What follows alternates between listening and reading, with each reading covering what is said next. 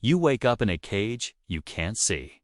No bars, no guards, just silence so heavy it crushes your lungs. The Necrons don't torture prisoners. They don't even speak to them. They just watch.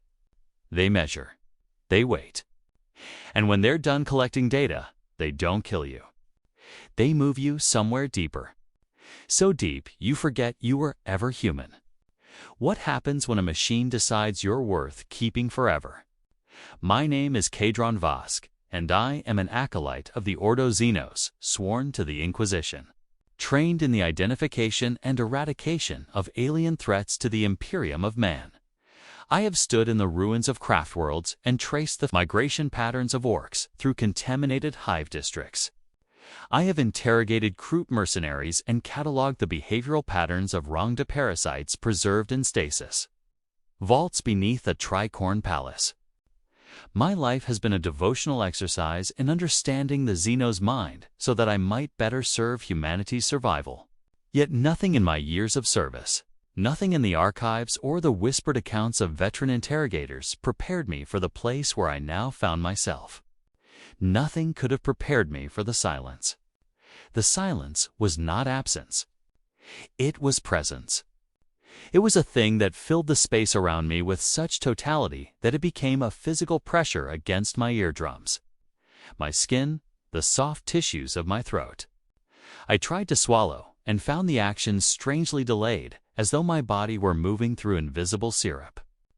My eyes opened, or perhaps they had been open all along, and I saw only blackness so complete it seemed to have texture. I could feel my heart beating slow and rhythmic, but the sound of it did not reach my ears. I could feel the rise and fall of my chest, but I could not hear the passage of air through my nostrils. The silence was architectural. It had been designed. I tried to move my hand and felt resistance. Not the hard resistance of shackles or restraints, but something softer. Something that yielded incrementally as I pressed against it. The sensation reminded me of pushing through a membrane or of moving underwater, though I could breathe without difficulty. My fingers brushed against a surface that was neither warm nor cold, neither rough nor smooth. It simply existed, neutral and featureless, a boundary between my flesh and whatever lay beyond. I traced the contours of this barrier and realized it encased me entirely. A shell that followed the shape of my body with unsettling precision.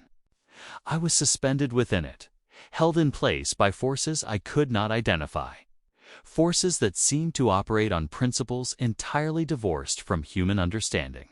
My mind, trained to observe and categorize, began its work automatically. I took inventory of my circumstances with the methodical detachment that had been drilled into me during my years of service. I was alive. I was conscious.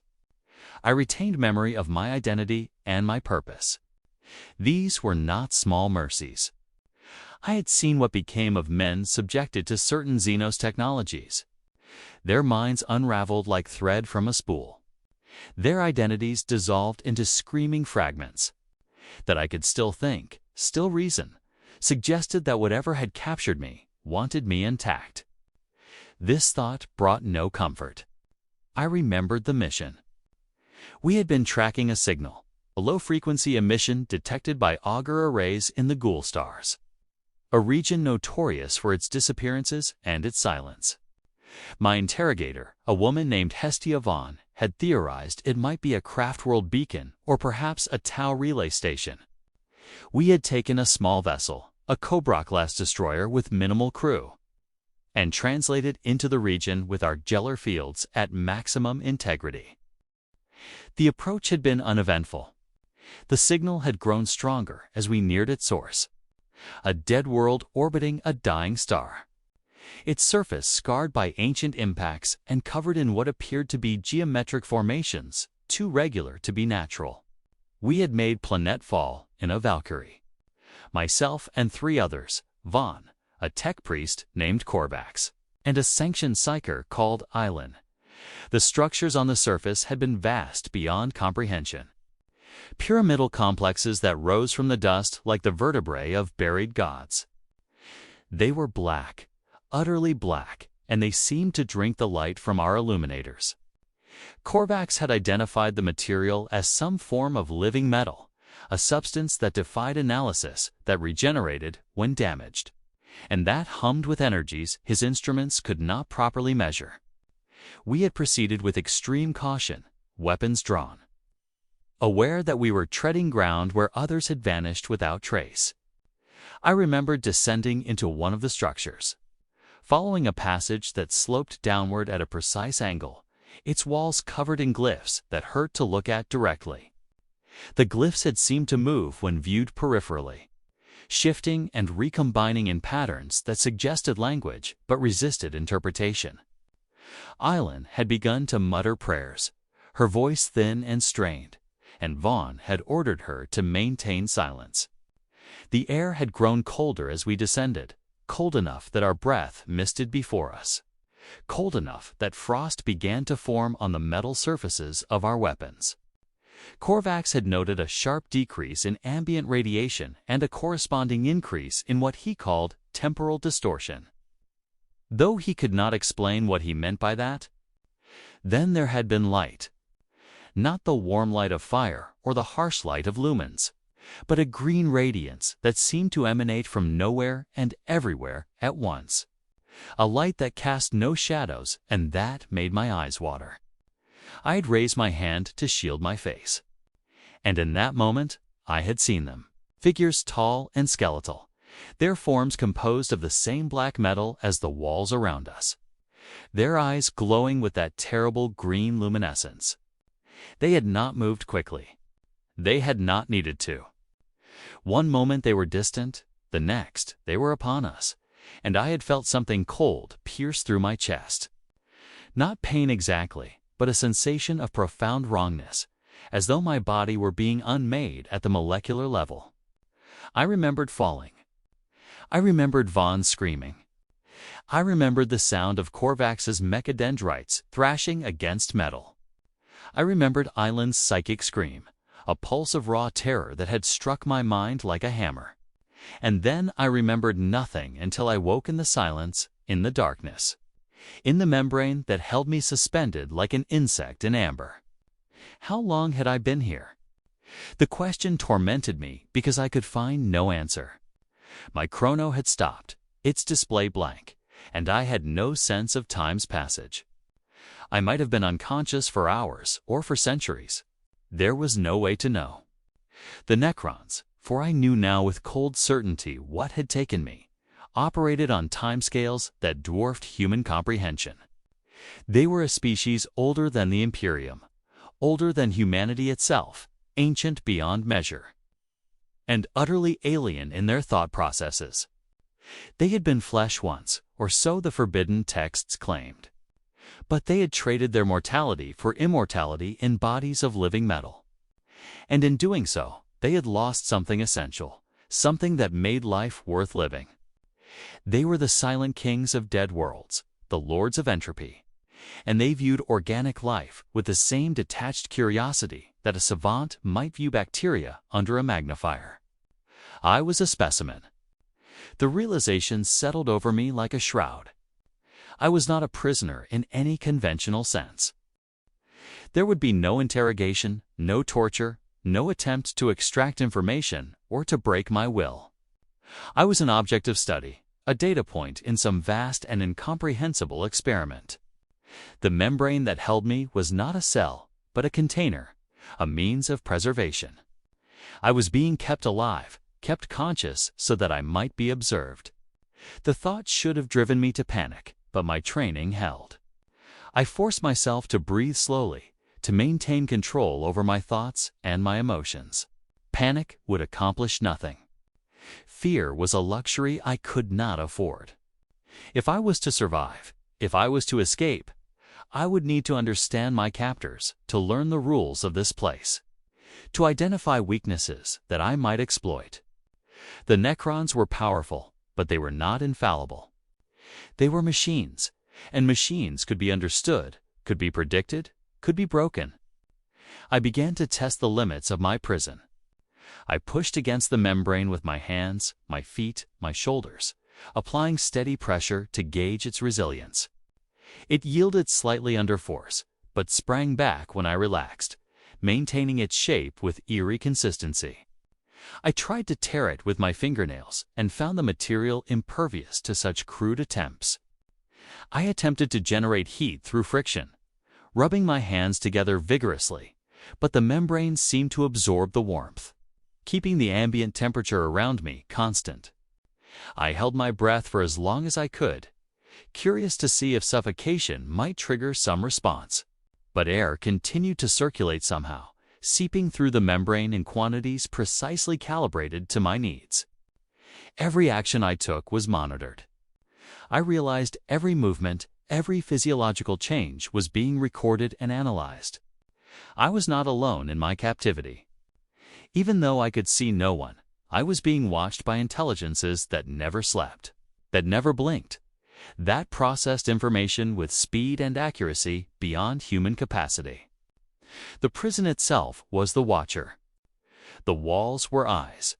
The silence was a database, constantly updating. Time became meaningless. I tried to maintain a sense of its passage by counting my breaths, by marking off imaginary intervals in my mind, but the effort proved futile. My body gave me no reliable signals. I felt neither hunger nor thirst, neither the urge to relieve myself, nor the exhaustion that should have accompanied extended consciousness. Whatever sustained me operated outside normal biological parameters. I began to suspect that my metabolism had been slowed or perhaps suspended entirely. My cells maintained in a state of perpetual stasis while my mind continued to function. It was a disturbing thought that my body might be frozen while my consciousness persisted, trapped in amber like the ancient insects preserved in the Museum of Natural Self. Histories on Terra. I tried to sleep but found I could not. My eyes would close, my mind would drift, but true unconsciousness eluded me. Instead, I entered a state of half-awareness. A dim twilight where thoughts moved sluggishly and memories surfaced unbidden. I saw faces from my past. My mentor Drogan, who had recruited me into the Ordos. My sister Kayla, who had died during the plague of unbelief. The nameless thralls who had served aboard our vessel, their lives expendable in the service of the Emperor. I saw the cities I had visited, the worlds I had walked, the horrors I had witnessed. The memories were vivid, almost painfully so, and I wondered if the prison was somehow stimulating my neural pathways, harvesting my experiences for analysis. Then the light changed. It was subtle at first, a barely perceptible shift in the quality of the darkness around me. The blackness became less absolute, thinning to reveal shapes and forms that had been invisible before. I realized that I was not alone. There were others here, suspended as I was, held in their own membranes, arranged in rows that extended beyond my line of sight. Some were human, their faces slack and their eyes closed, their bodies held in positions of supplication or agony. Others were alien Aldari, with their elongated features and their graceful proportions. Orcs, massive and brutish, even in repose. Creatures I could not identify. Their anatomies so strange that I could not determine which end was the head and which the tail. We were a collection, a menagerie, a gallery of specimens drawn from across the galaxy, each one preserved and catalogued. Each one held in perfect stasis while unseen observers studied our forms and recorded our data. The scale of it was staggering. There were hundreds of us, perhaps thousands, arranged in perfect geometric patterns that spoke of obsessive order and meticulous classification. I could see labels beneath some of the membranes, glyphs in the same incomprehensible script I had. Seen in the passages above, notations that might have indicated species or origin or some other taxonomic detail. I looked for Vaughn, for Korvax, for Island, scanning the faces I could see. Desperate for some sign of my companions, I found nothing. Either they were elsewhere in this vast collection, or they had not been preserved at all. The thought filled me with a hollow ache.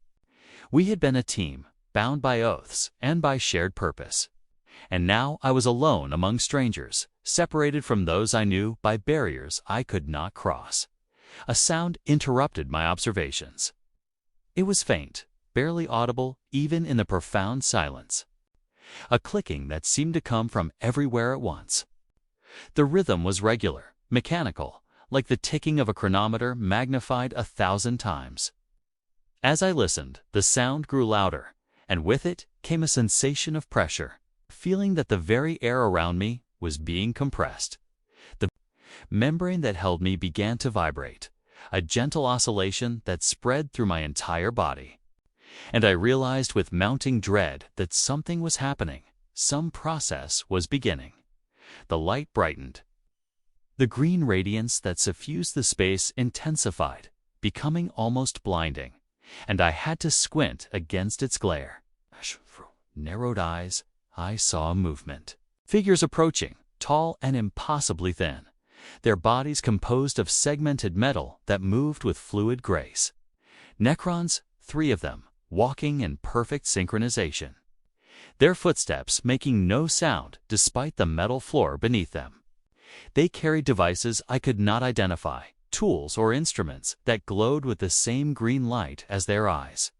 And they moved through the rows of suspended specimens with the efficiency of artisans at work. They stopped before one of the human captives, a man whose face was contorted in an expression of frozen terror. One of the Necrons reached out with a multi-jointed appendage and touched the membrane. And the material dissolved instantly, peeling away like smoke in wind. The man's body sagged, suddenly unsupported, but he did not fall. Instead, he hung, suspended by some invisible force, his limbs dangling, his head lolling forward. The Necrons circled him, their instruments scanning his form from multiple angles, recording information that streamed through the air as flickering bands of light. They worked in silence, their movements precise and unhurried, displaying no emotion, no interest, no recognition that the object of their study was a living being. After several minutes, they moved on. The membrane reformed around the man, sealing him once more in his prison, and the Necrons proceeded to the next specimen. An Aldari woman with white hair and tattoos that covered her arms and face. The process repeated. Dissolution of the membrane, scanning and recording, restoration. The Necrons moved from captive to captive with mechanical efficiency, studying each one in turn, never speaking, never deviating from their routine. I watched them approach my position with a fear I could not suppress. My training, my discipline, my years of service, all of it crumbled in the face of this absolute helplessness. I could not move, could not resist, could not even cry out. I was an object to them, no different from the Aldari or the Orcs or the unidentifiable creatures. My humanity meant nothing. My oath to the Emperor meant nothing. I was data, nothing more. They reached my membrane. One of them extended its appendage toward me, and I felt the barrier begin to dissolve.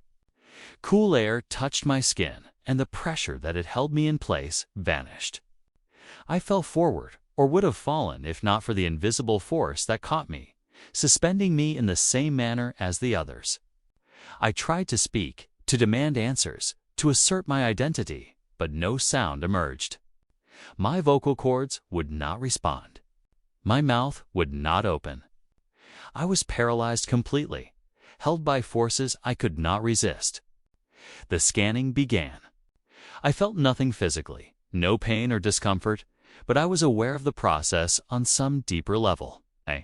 A sense of violation that went beyond the merely physical. It was as though layers were being peeled away from my being, as though I were being examined, not just externally, but internally, down to the level of individual cells, individual atoms. The Necrons circled me, their instruments humming with barely audible vibrations, their eyes fixed on me with the detached focus of surgeons at work. I tried to think, to plan, to find some way to resist or escape, but my thoughts moved slowly, as though swimming through thick liquid. The pressure in the air increased, becoming almost suffocating. and I realized that they were doing something to my mind, probing the structures of my brain, mapping the neural pathways that held my memories and my identity. They were reading me, downloading the contents of my consciousness as though I were nothing more than a cogitator databank. The violation was absolute. Images flashed through my awareness, my training, my missions, my beliefs, my fears. I saw the faces of those I had killed in the service of the Inquisition, the Xenos I had eradicated, the heretics I had purged. I saw Vaughn interrogating a Genestealer cultist, her voice cold and implacable. I saw Korvax dissecting a Tyranid organism, his mechadendrites working with surgical precision. I saw Island communing with the Emperor's tarot, her face illuminated by psychic light. Every memory, every thought, every secret, all of it was being harvested, cataloged, stored for purposes I could not fathom. And then it stopped. The scanning ceased as abruptly as it had begun, and the Necrons withdrew their instruments. The membrane reformed around me, sealing me once more in my prison, and the paralysis lifted. I could move again, though the membrane still constrained me. I could breathe, could think, could feel. The Necrons moved on to the next specimen without pause, without acknowledgement, as though I had already been forgotten. But I had not been forgotten. I understood that now. I had been processed. I had been added to their database, my existence reduced to information. 2 data points in some vast and incomprehensible analysis. Whatever the Necrons were doing here, whatever experiment they were conducting, I was now a part of it, whether I wished it or not. The realization brought a strange clarity. If I was data, then I could be studied. If I could be studied, then perhaps I could be understood. And if I could be understood, then perhaps there were patterns I could identify. Rules I could learn, weaknesses I could exploit. The Necrons operated according to logic, to programming.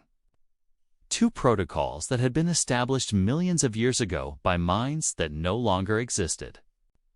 They were not creative. They were not adaptable. They followed their directives with absolute fidelity. And in that fidelity might lie the seeds of their downfall. I began to observe. I watched the Necrons as they moved through the collection, noting the patterns in their behavior, the regularity of their routines. They came at intervals that seemed consistent, though I had no way to measure time with precision. They always arrived in groups of 3. They always followed the same path through the specimens. They always performed the same scanning procedures. There was no variation, no improvisation. They were machines executing a program, and machines could be predicted. I also observed my fellow captives. Most remained unconscious, their faces slack, their bodies unmoving, but a few showed signs of awareness. I saw an orc whose eyes tracked the Necrons as they passed, his massive fists clenching and unclenching within his membrane. I saw an Eldari whose lips moved silently, forming words I could not hear, perhaps prayers or curses directed at his captors. I saw a human woman whose face was streaked with tears, her eyes wide and desperate, her body trembling with barely suppressed panic. We were not all equally affected by the stasis. Some of us retained more consciousness than others, more awareness of our circumstances. I wondered if this was intentional. If the Necrons had deliberately maintained different levels of awareness in their specimens to observe how we reacted to captivity. It would fit their methodology, their obsessive need to catalog every variable, every outcome, every permutation of cause and effect. The thought gave me an idea.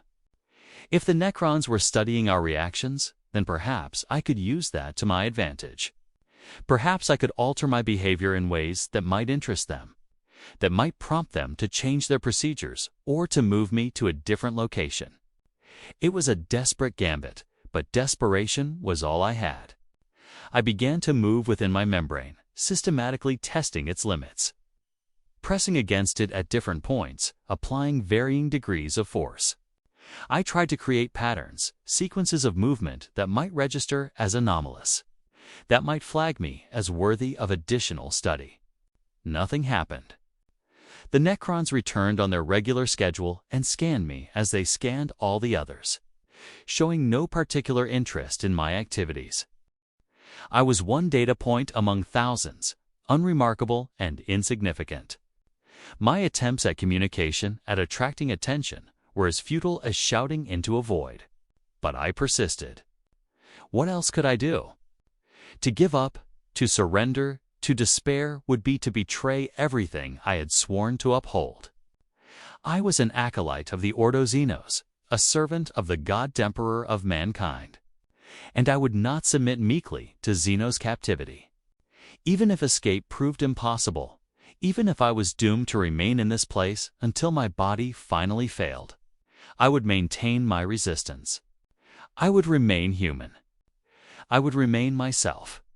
The captives around me began to change slowly, imperceptibly at first, but with growing clarity as time passed.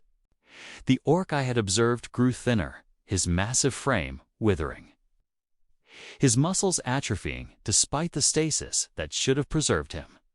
The Eldari skin took on a grayish pallor, and his eyes, once bright with intelligence, dimmed to lifeless orbs. The human woman stopped trembling, her body going completely still. And I wondered if she had finally succumbed to madness or to death. We were dying. All of us, despite the technology that sustained us, despite the care with which we were maintained, the stasis was not perfect. It could slow biological processes, but not halt them entirely. And over time, over the vast stretches of time that the Necrons measured their existence in, we would degrade, would decay, would eventually cease to function. We were samples with expiration dates, and when we expired, we would be discarded, replaced by fresh specimens drawn from whatever unfortunate souls next stumbled into Necron territory. The thought filled me with rage. Not the hot, impulsive rage that drove men to violence, but a cold, calculated anger that sharpened my mind and focused my will. I would not be discarded. I would not be forgotten. I would find a way out of this place, or I would die trying, but I would not passively accept my fate. The Necrons had made a mistake in keeping me conscious, in allowing me to observe, to think, to plan. They had underestimated human tenacity, human stubbornness, human refusal to accept the inevitable. I began to pay closer attention to the structure of my prison. The membrane that held me was uniform in appearance, but I suspected it was not uniform in strength. There must be weak points, seams, where the material joined, places where it interfaced with the mechanisms that generated it.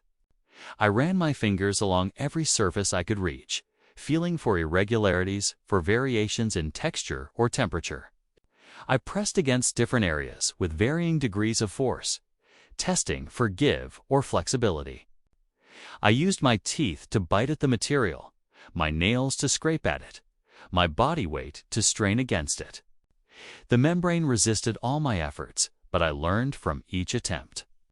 I learned that it was stronger near the edges and weaker toward the center. I learned that it responded to sudden pressure differently than to sustained pressure. I learned that it conducted heat poorly, creating zones of temperature differential that might be exploited. None of this knowledge brought me closer to escape, but it gave me hope, and hope was a weapon sharper than any blade. The Necrons came again, and this time I did something different. When they scanned me, when they probed my mind with their instruments, I did not resist. Instead, I opened myself to the process, allowing my thoughts to flow freely, deliberately thinking about escape, about resistance, about every weakness I had identified in my prison. I flooded their sensors with information, with planning, with intent. Curious to see if they would react, if they would recognize the threat I represented. They completed their scan and moved on, showing no indication that they had registered anything unusual. Either they did not recognize human cognitive patterns well enough to identify planning and intent, or they did not care. I suspected the latter. To the Necrons, my thoughts were just more data, no different from my heart rate or my cellular composition. Intent was irrelevant. Only measurable phenomena mattered. But there was something else. Something I noticed during that scan, a flicker in the green light, a momentary dimming that lasted less than a second. The instruments the Necrons carried wavered slightly, their glow becoming unstable before returning to normal. The Necrons themselves paused, their movements stuttering almost imperceptibly before resuming their routine. It was a glitch, a minor malfunction, the kind of thing that might occur in any complex system.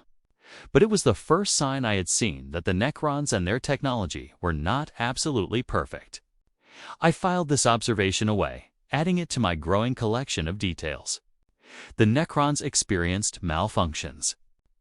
Their systems were subject to errors, however minor. This meant they could be disrupted. This meant they were vulnerable. I just needed to understand how. The next time the light changed, revealing the full extent of the collection, I focused my attention not on my fellow captives, but on the infrastructure around us. The chamber we occupied was vast, its ceiling lost in darkness far above, its walls smooth and featureless, except for the glyphs that covered them in dense arrays.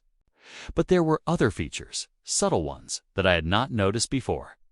Conduits ran along the floor and walls, channels through which energy flowed, visible as faint lines of green luminescence. Pylons rose at regular intervals, tall columns that hummed with barely audible vibrations. Their surfaces inscribed with the same glyphs that covered the walls. And overhead, suspended in the darkness, were larger structures, platforms, or control nodes. Their purpose unclear, but their importance suggested by their size and complexity. Everything was connected. The membranes, the pylons, the conduits, the platforms, all of it formed a single integrated system, a network of staggering sophistication. And networks I knew from my training had nodes. They had junction points where multiple connections converged, places that represented bottlenecks or vulnerabilities. If I could identify such a node, if I could find a way to disrupt it, I might be able to cascade that disruption throughout the system, creating enough chaos to facilitate escape. But how? I was imprisoned, powerless, lacking tools or weapons or any means of affecting the world beyond my membrane. I could think, could observe, could plan, but I could not act. I needed leverage, some way to translate my knowledge into action, and I could not see how to obtain it. The answer came from an unexpected source. The Eldari I had observed, the one whose lips had moved in silent speech, suddenly went rigid within his membrane. His eyes flew open, wide and unseeing, and his mouth gaped in a soundless scream.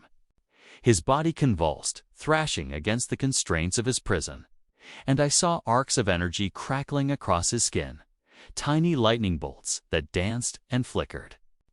He was manifesting psychic power, I realized, drawing on the energies of the warp despite his imprisonment, despite the technology that surrounded him. The Necrons responded immediately. More of them appeared, materializing out of the darkness with their teleportation technology, converging on the Eldari's position.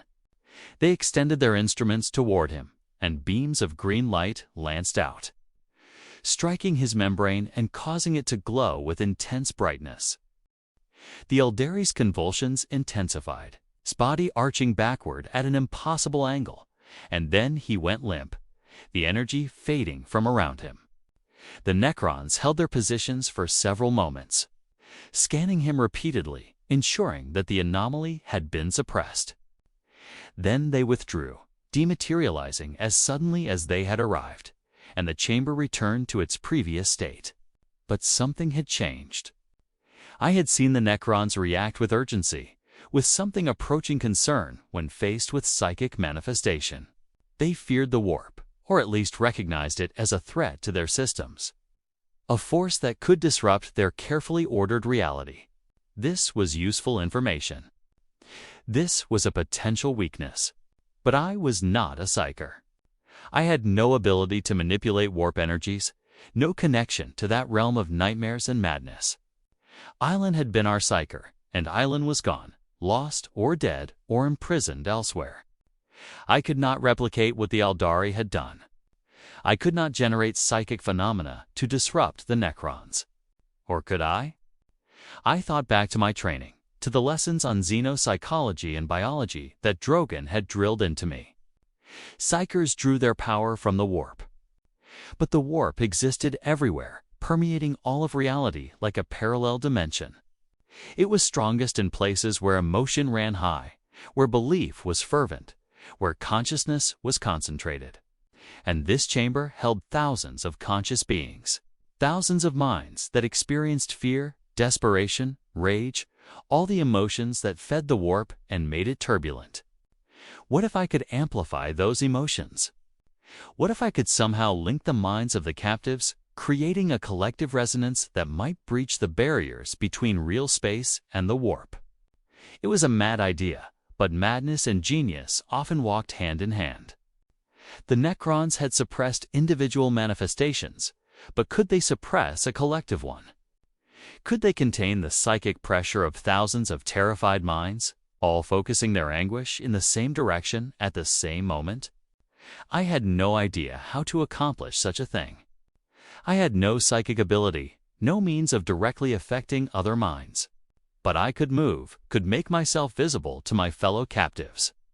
If I could attract their attention, if I could communicate with them somehow, perhaps I could coordinate action, could inspire them to focus their emotions together rather than suffering in isolation. I began to move within my membrane with renewed vigor, creating patterns that might be noticed, creating rhythms that might convey meaning. I raised my hands and pressed them against the barrier, fingers splayed, making myself as visible as possible. I mouthed words silently, repeating them over and over. Resist, fight, focus. Unite. I had no idea if anyone could see me, if anyone would understand, but I persisted. Slowly, painfully slowly, I saw responses. The human woman whose face had been streaked with tears turned her head in my direction, her eyes focusing on me with sudden clarity. An orc several rows away began to pound his fists against his membrane, the vibrations spreading through the structure. Another human, a man I had not noticed before, began to move in patterns that mirrored my own, picking up the rhythm I had established.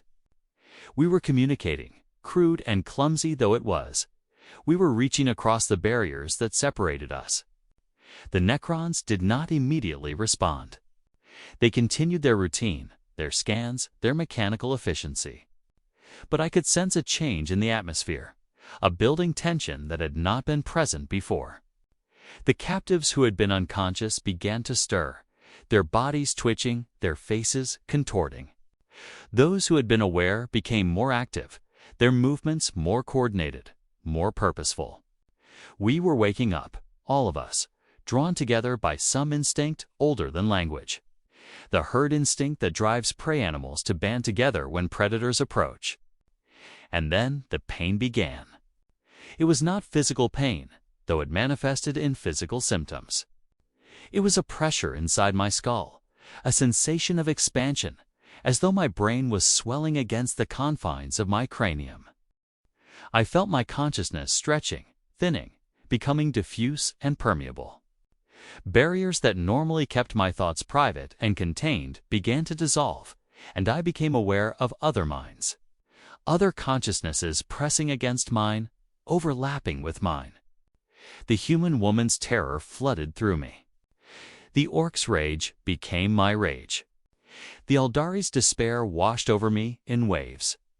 We were merging, our consciousnesses bleeding together, forming something larger than the sum of our parts. It was horrifying and exhilarating in equal measure.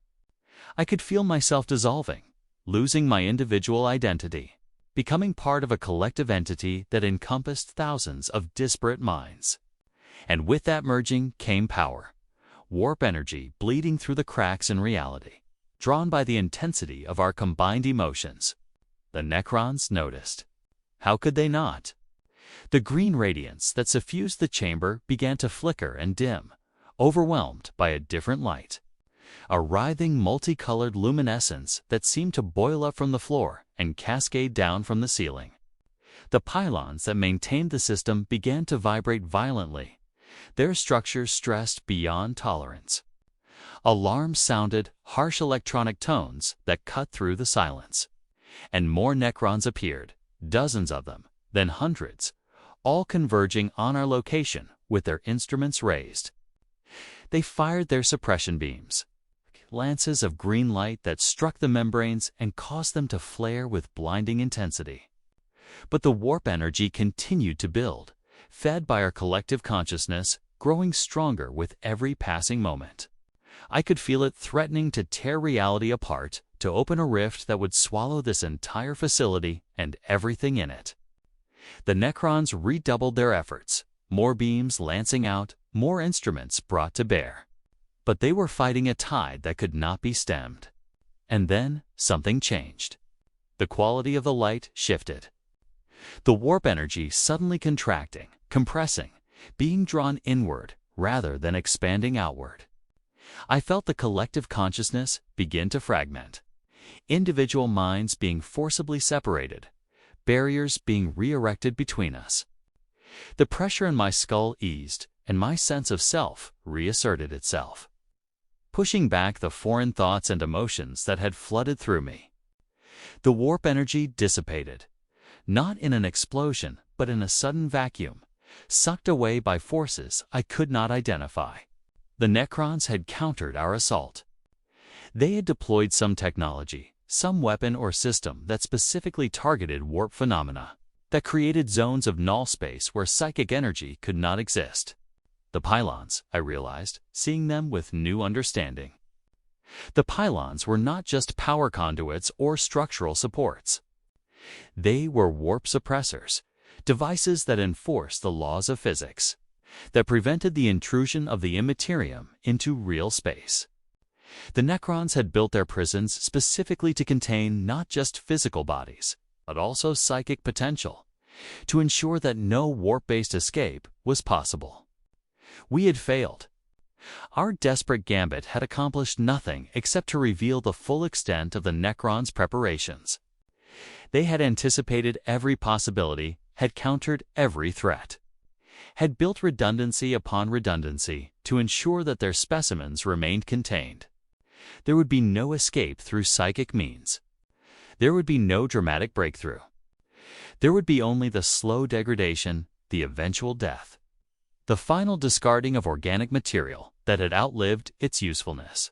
The collective consciousness dissolved completely, leaving me alone once more in my membrane, exhausted and despairing.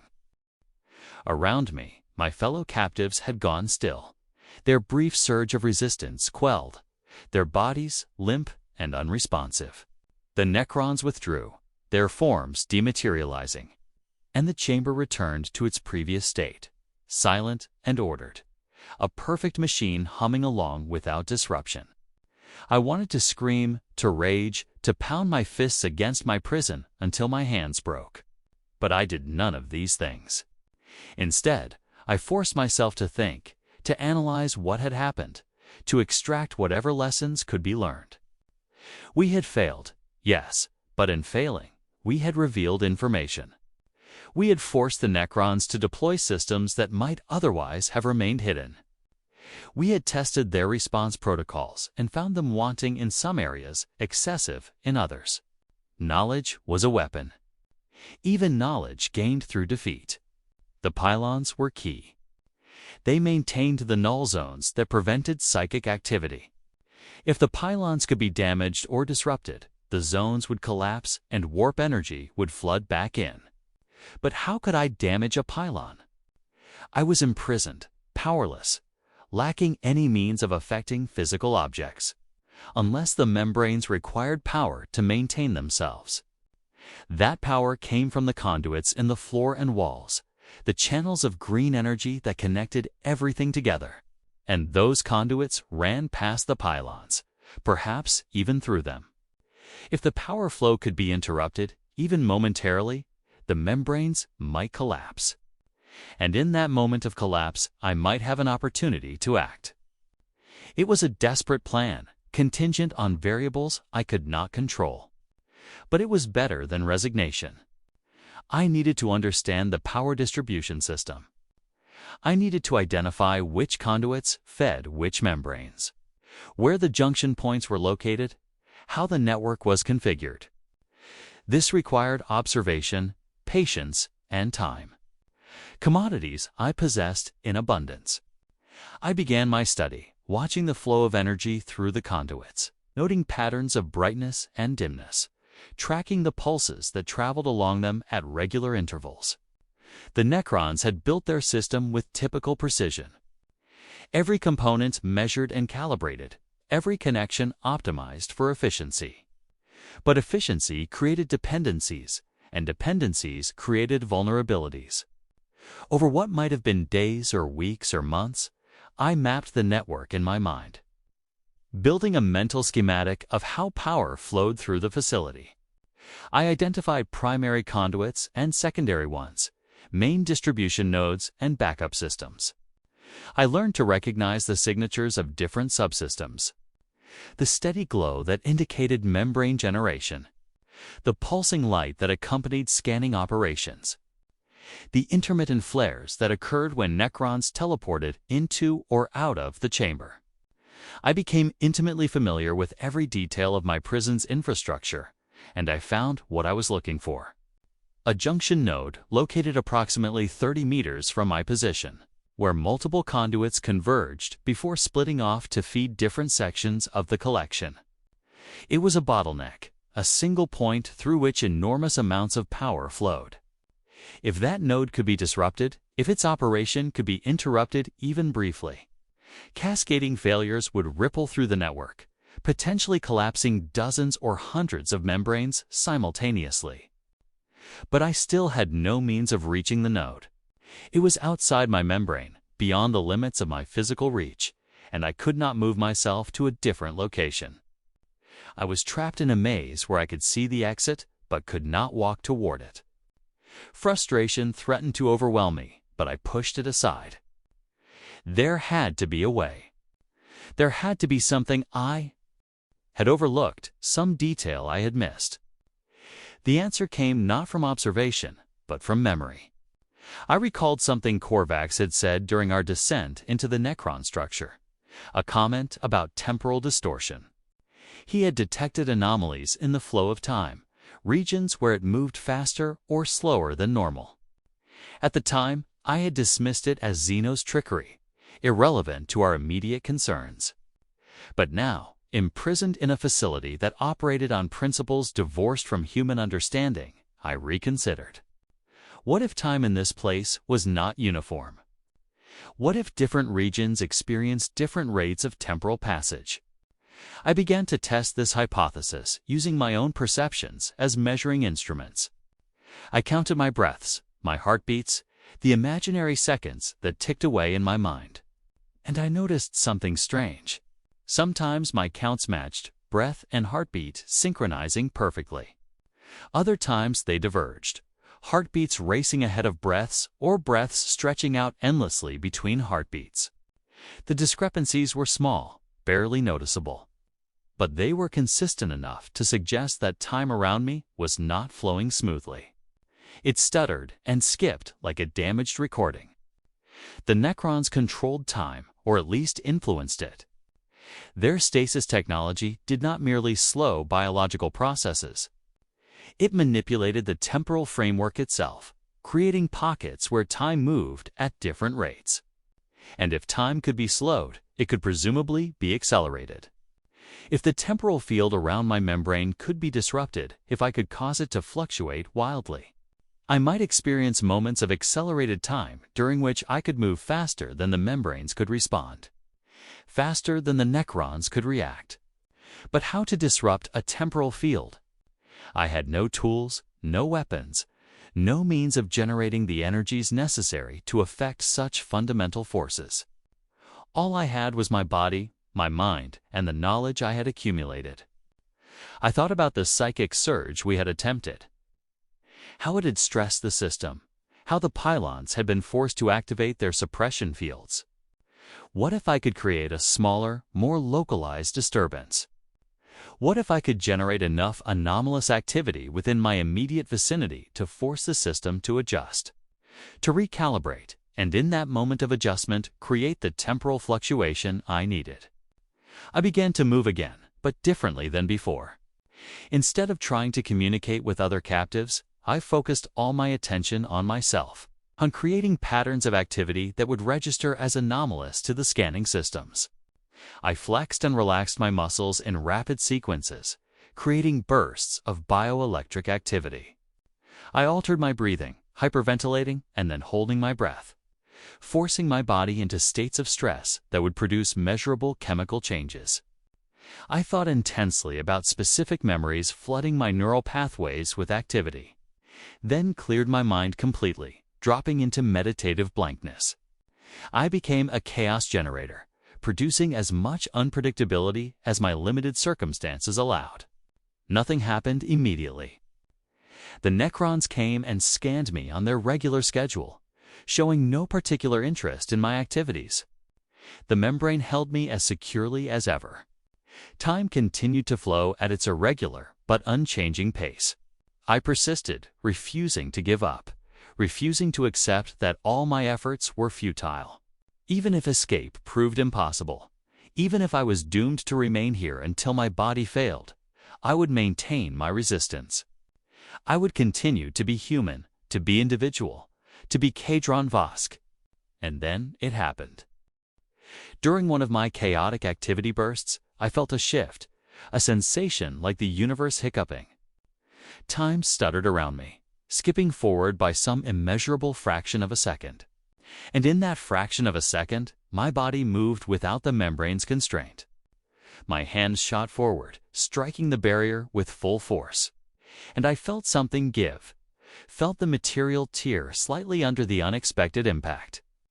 The membrane immediately repaired itself, but the damage had been done. I had confirmed that temporal fluctuations could create opportunities, however brief, for action. I refined my technique, learning through trial and error which patterns of activity produce the strongest fluctuations. I discovered that sudden changes created larger disruptions than gradual ones. That paradoxical states, holding contradictory thoughts or engaging in conflicting muscle actions, stressed the system more than simple chaos. I turned myself into a walking paradox, a generator of impossibilities, pushing the boundaries of what the temporal stabilization system could accommodate. The fluctuations grew stronger, more frequent. I began to experience moments of accelerated consciousness where seconds stretched into subjective minutes, where I could observe my own biochemistry at work, watching molecules diffuse through membranes and neurons fire in cascading chains.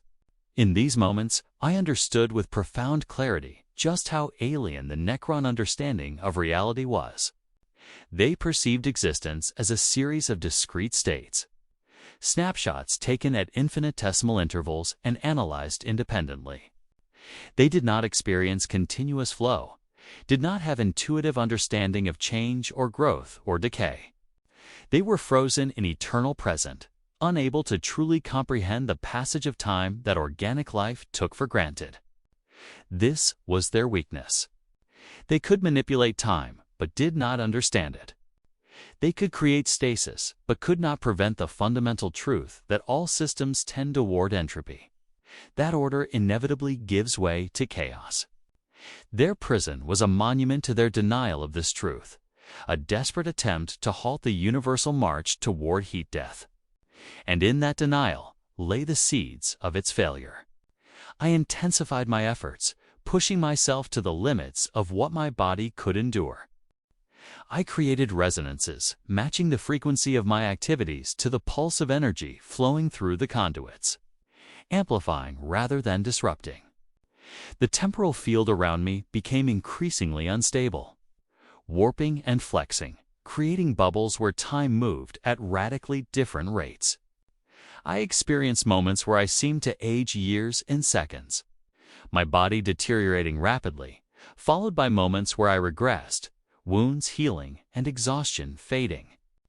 The membrane struggled to compensate, its structure flickering between states of existence, and then the junction node failed. I did not see it happen directly, but I felt the consequences immediately. The steady flow of power through the conduits faltered, stuttering like a damaged heart.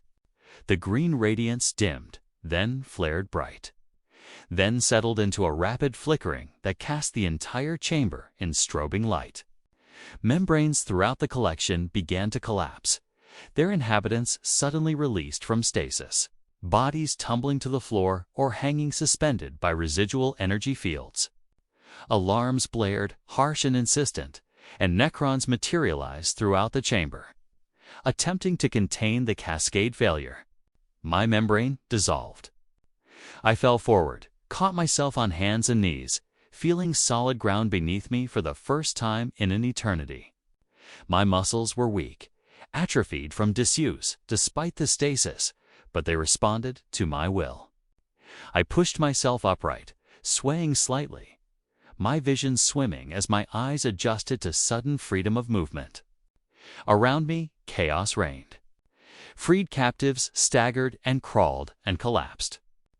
Necrons moved among them with their instruments raised, attempting to recapture specimens, to restore order to the disrupted collection. I ran. It was more of a stagger than a run, my legs barely supporting my weight. But I moved away from my former position as quickly as I could manage. I had no clear destination, no plan beyond immediate escape from the collection chamber. I simply moved toward the nearest exit. A dark opening in the wall that might have been a passage or might have been merely a decorative feature. I did not care. Anywhere was better than here. Other captives had the same idea. I found myself part of a ragged stream of humanity and Xenos, all fleeing in the same direction, driven by instinct toward freedom. An orc pushed past me, his massive bulk forcing me aside. An Aldari ran with grace that made my own movements seem clumsy and crude. A human woman, the same one whose tears I had seen, grabbed my arm and pulled me forward, lending me her strength when my own threatened to fail. We entered the passage. It sloped upward, its walls smooth and black, its floor marked with glyphs that glowed faintly in the darkness. Behind us, I could hear the Necrons pursuing, their footsteps silent, but their presence announced by the green radiance that preceded them. We ran harder, desperation lending us speed we should not have possessed. The passage branched, offering multiple paths, and our group split, some going left, some right, some continuing straight. I followed the human woman who had helped me, trusting her instincts over my own. The passage narrowed, its walls closing in until we had to move single file. The Eldari who had been running with us suddenly stumbled, a green beam lancing through the darkness to strike him in the back. He fell without a sound, his body dissolving into ash that scattered in an invisible wind. The woman screamed, a raw sound of terror and rage, and pulled me forward more urgently. We could not stop. We could not look back. We could only run. We emerged into a larger chamber, its dimensions vast and its purpose unclear. Strange machinery filled the space, devices whose functions I could not identify. All of them constructed from the same black metal, all of them humming with barely audible vibrations. We ran between them, using them as cover, hiding when green radiance swept past us, emerging to run again when the danger passed. The woman led and I followed, too exhausted to question, too desperate to hesitate. A doorway appeared ahead, a rectangular opening that led into darkness. We ran toward it, hope surging through me, the possibility of escape suddenly seeming real. We were meters away when the floor beneath us changed, the black metal liquefying, becoming viscous, grabbing at our feet like quicksand. The woman cried out, her legs sinking into the metal, her hands scrabbling for purchase on solid surfaces that did not exist. I reached for her, tried to pull her free, but the metal had my feet as well, was pulling me down with inexorable force.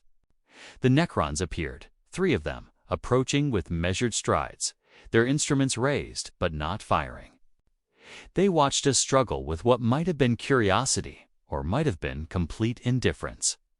I could not read emotion, and those skeletal metal faces could not determine if they felt anything at all. They simply observed as the floor consumed us, drawing us down into itself, the black metal rising up our legs, our waists, our chests. I tried to fight to pull myself free through sheer force of will, but my strength was gone. The woman beside me had stopped struggling, her face peaceful, as though she had accepted her fate. I envied her that peace. I could not find it within myself. Even as the metal rose past my shoulders, past my chin, even as it covered my mouth and nose and eyes, I continued to fight, continued to resist, continued to remain myself. And then I was drowning in blackness, pulled down into depths that had no bottom, that went on forever. I could not breathe, but I did not suffocate. I could not see, but I was not blind. I was simply suspended in nothingness, in void, in the absolute absence of sensation. Time lost all meaning. Identity became questionable. I was not sure if I still existed or if I had been erased, deleted from reality like a file purged from a databank. Consciousness returned slowly, reluctantly. I became aware first of weight, of gravity pulling at my body, indicating that I occupied space, then temperature, cold air against my skin, raising goosebumps, then light, dim and green, filtering through closed eyelids. I opened my eyes and saw blackness, absolute and complete, but shot through with thin lines of luminescence that suggested structure, that implied I was somewhere rather than nowhere. I tried to move and found I could. I was no longer held by the membrane, no longer paralyzed by invisible forces. I was lying on a hard surface, cold metal beneath me, and I pushed myself up to sitting, my muscles protesting the movement, but obeying nonetheless. I looked around, trying to determine where I was, what had happened to me. The chamber was smaller than the collection area, more intimate in scale. It contained machinery I did not recognize. Devices that might have been medical equipment or torture implements or scientific instruments. The walls were covered in glyphs, denser here than in other areas. The characters tiny and cramped, covering every available surface. A single pylon stood in the center of the space, its structure more elaborate than the others I had seen, its surface etched with additional markings, and suspended before the pylon, held by threads of green light, was a crystalline structure that pulsed with inner radiance. I was alone. The woman who had been captured with me was nowhere to be seen. Neither were any other captives or any Necrons. I had been brought here for some purpose, deposited in this place, and left without explanation. The silence was profound, broken only by the faint humming of machinery, a sound so constant it became almost subliminal. I stood, testing my balance, and found I could walk without difficulty. Whatever had been done to me, whatever process I had undergone, had not damaged my body. If anything, I felt stronger than I had before my escape attempt, as though the stasis had been partially lifted, allowing my muscles to recover from their atrophy. I approached the pylon cautiously, drawn by the crystalline structure it held, curious about its purpose. As I drew closer, I realized the structure was not static. It changed as I watched, its facets rotating, its internal patterns shifting and recombining. It was displaying information, I realized, showing data in a format that transcended language or symbology. And that data was about me. I could see myself reflected in the crystal, not as a visual image, but as a collection of measurements, of values, of quantities that described every aspect of my existence. Height, weight, genetic markers, neural patterns, memories, all of it encoded in the crystal structure. All of it preserved in perfect detail. I was looking at myself from outside myself, seeing what the Necrons saw when they studied me. It was disorienting and strangely intimate. This perspective that reduced me to information, to data that could be analyzed and categorized. I wanted to look away, but found I could not. I was transfixed by the revelation of my own quantified existence. The crystal changed. The data about me dissolved, replaced by different information. Data I could not interpret, patterns that seemed random, but that must have held meaning for those who created them. I watched the display cycle through configurations, each one lasting only moments before giving way to the next. And then I understood. This was not just a storage medium. This was a processing system, a computational device that analyzed the data it held, drawing conclusions, making predictions, generating new knowledge from observed patterns.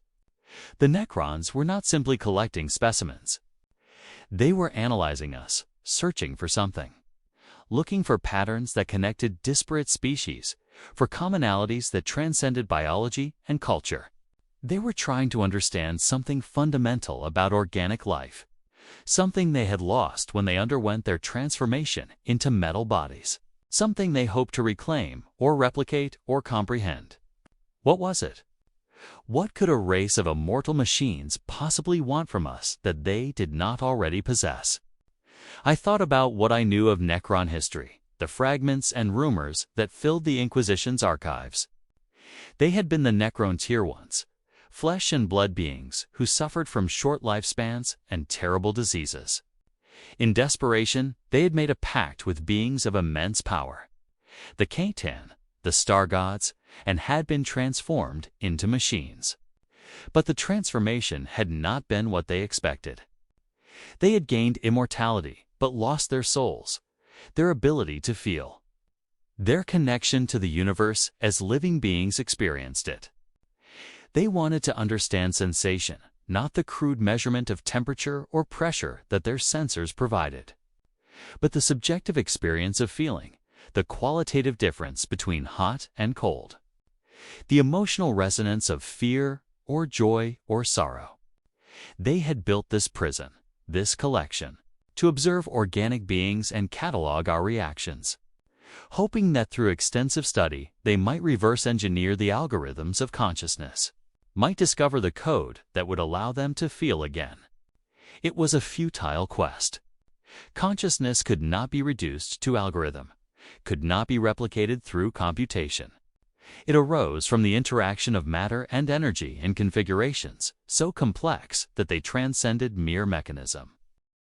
The Necrons could study us for millions of years and never understand what they had lost, never reclaim what they had given up. They were trapped in a hell of their own creation, eternal and unchanging and utterly, absolutely alone. I felt pity for them. It was an absurd emotion, pity for beings who held me captive, who had subjected me to torment and study, who viewed me as nothing more than an experimental animal. But I felt it nonetheless. They were victims of their own choices, prisoners in bodies that would never decay, but would never truly live. In seeking to escape death, they had embraced something far worse than death. They had embraced meaninglessness. The crystal stopped shifting.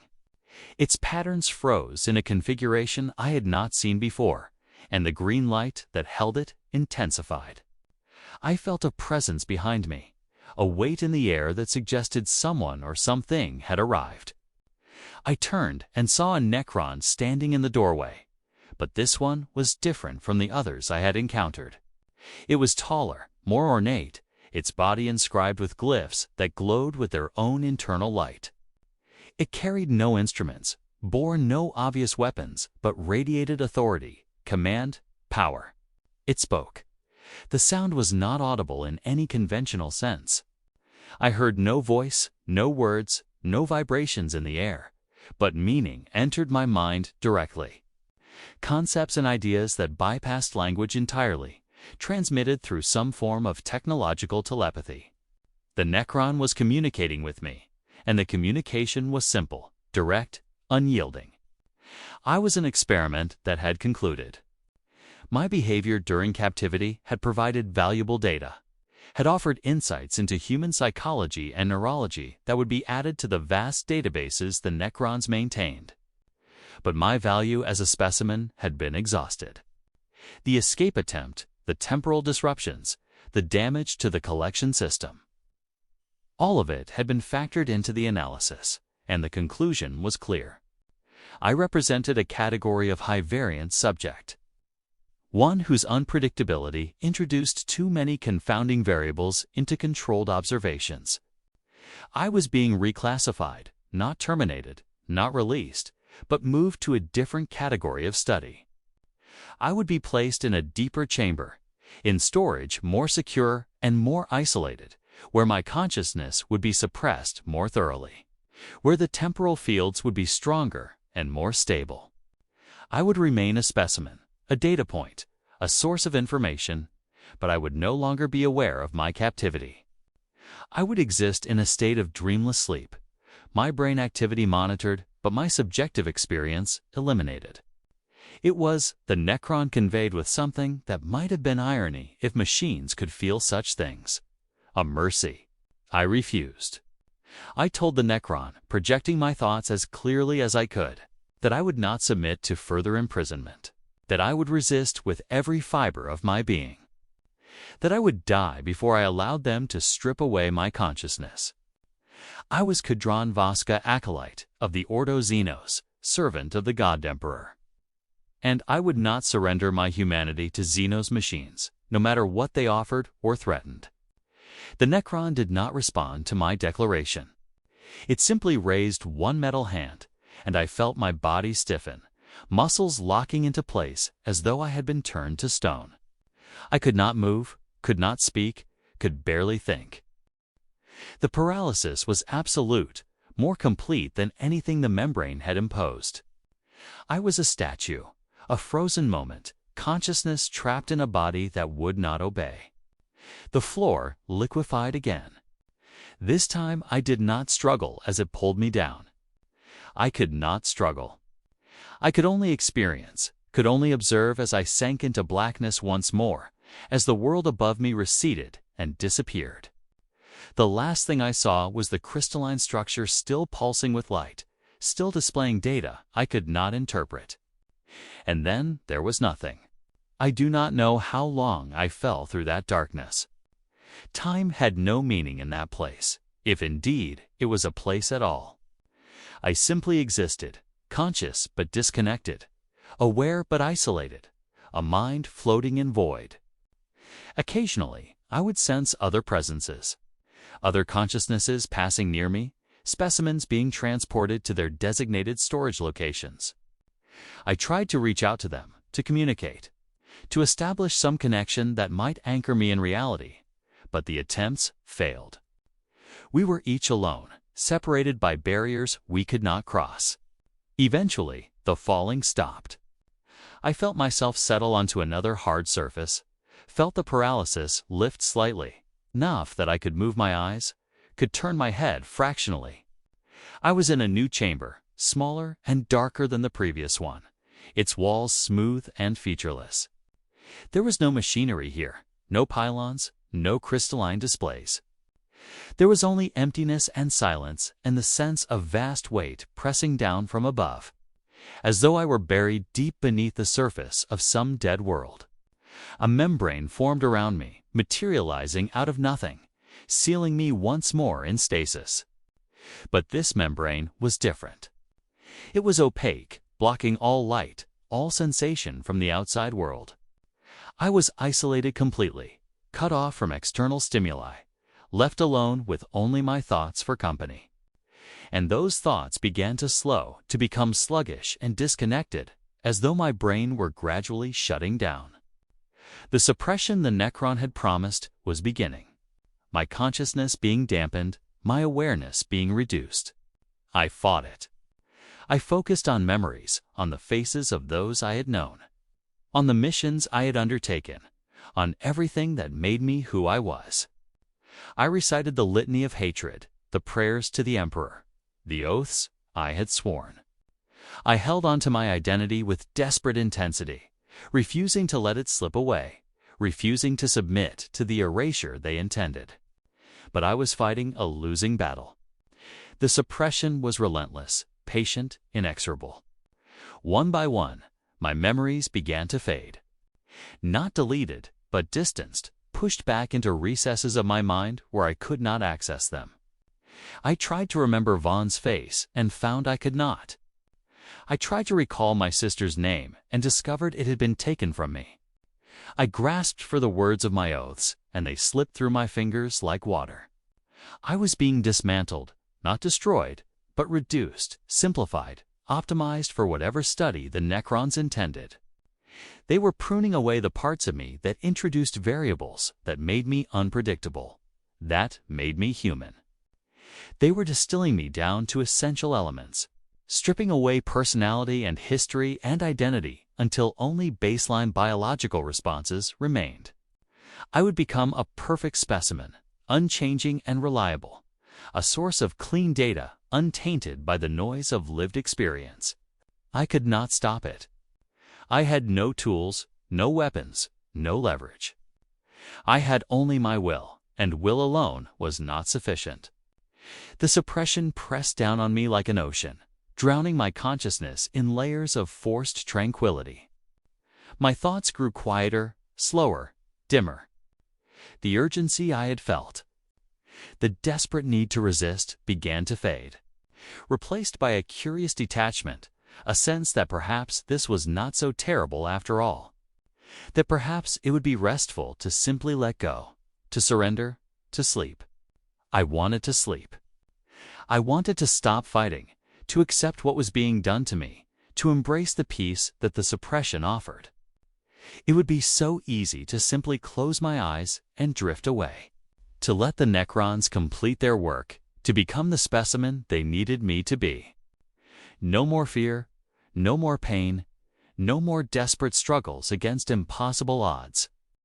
Just quiet darkness and empty dreams. But something in me refused. Some core of stubbornness, of defiance, of fundamental human contrariness would not yield. I did not know why I continued to resist. I had lost track of my reasons, lost the memories that had motivated me, lost everything except the bare fact of resistance itself. But that was enough. That would have to be enough. I held on to that single truth. I was resisting.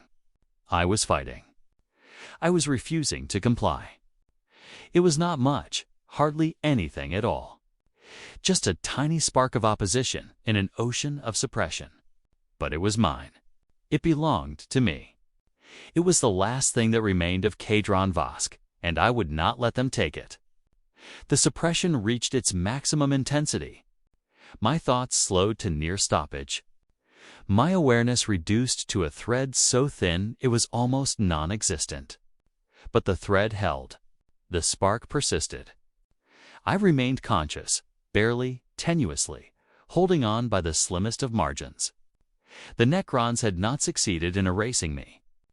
They had not optimized me into perfect compliance. I was still here, still aware, still refusing.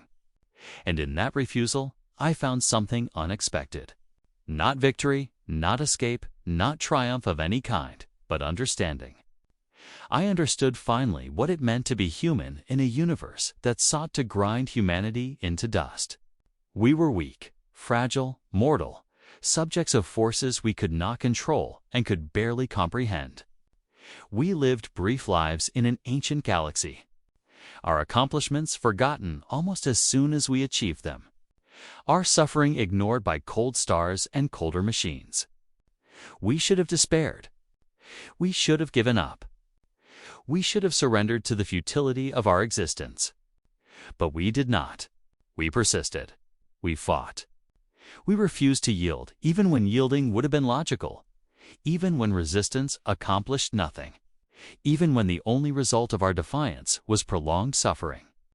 We persisted because persistence was what we were. Because humanity was not a species, but a choice, a decision to continue choosing even when all choices led to darkness. The Necrons could never understand this. They could catalog our behaviors. measure our responses, analyze our biochemistry. But they would never grasp the fundamental truth that consciousness was not information, but meaning. That life was not function, but value. That we mattered not because of what we could do, but because we insisted that we mattered. I was still trapped, still imprisoned, still subject to forces I could not resist. My memories were gone, my identity fragmented, my future reduced to an eternity of dreamless storage. Nothing had changed in any practical sense. The Necrons had achieved their goal of reducing me to a clean specimen, but they had not succeeded completely. Deep in the suppressed depths of my consciousness, in that tiny spark they could not quite extinguish, I remained myself. I remained human. I remained Cadron Vask, and I would remain for as long as consciousness persisted. Okay? However diminished, however isolated, however futile, I would remain because that was what humans did. We remained. We endured. We refused the final surrender that would have made us easy to understand, easy to catalog, easy to file away and forget. We were the chaos in their ordered systems, the variable that could not be controlled, the data point that would not conform. We were human, and that meant we were free. Even when imprisoned, even when hopeless, even when the universe itself conspired against us. The suppression held me. The darkness surrounded me. The silence pressed in from all sides.